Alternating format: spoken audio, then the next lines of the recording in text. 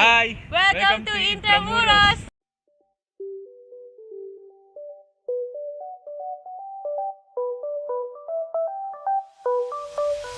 Bakit nga ba tayo nandito ngayon? Ano nga bang balak natin dito sa Intramuros? If you want to learn more about our advocacy, Just keep on watching!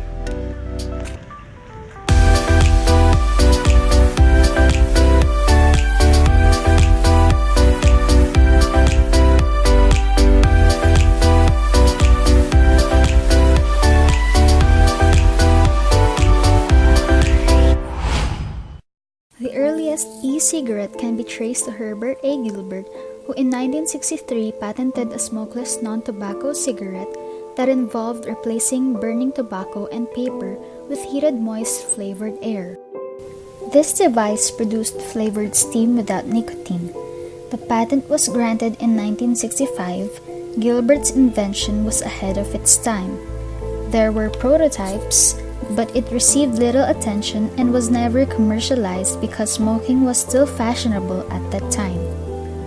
Gilbert said in 2013 that today's electric cigarettes follow the basic design set forth in his original patent.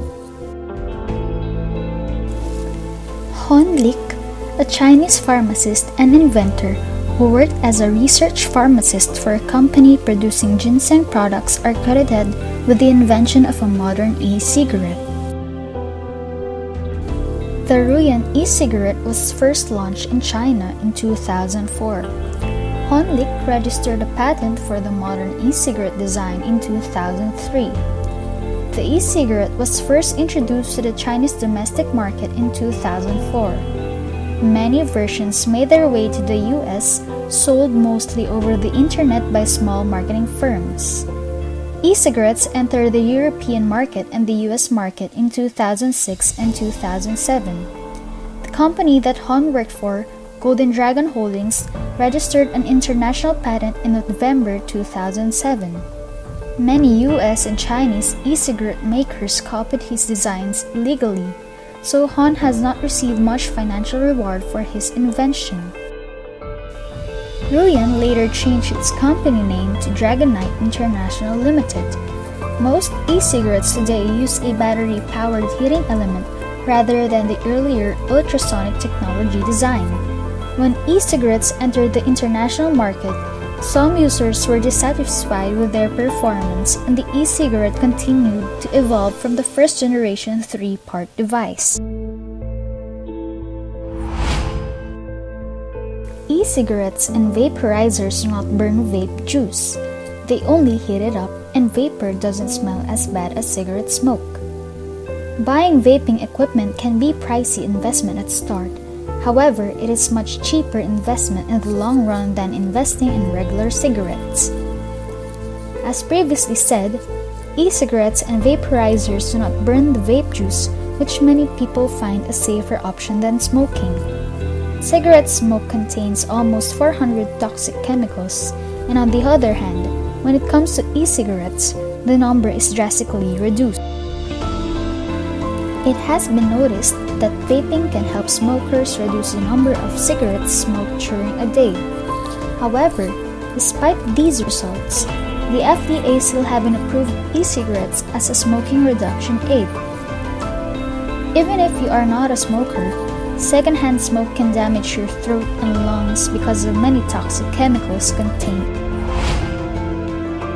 There were a few reported cases of allergic reactions to propylene glycol, which is one of the main ingredients of vape juice. Despite that, you probably won't be forced to quit.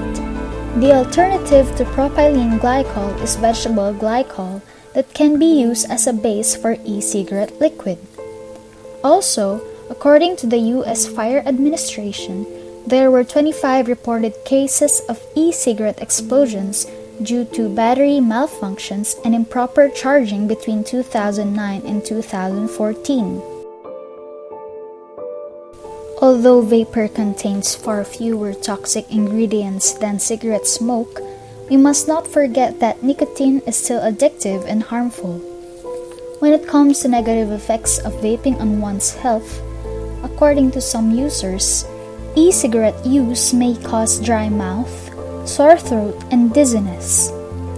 Another concern is the public health and the issue of e-cigarette use among teenagers.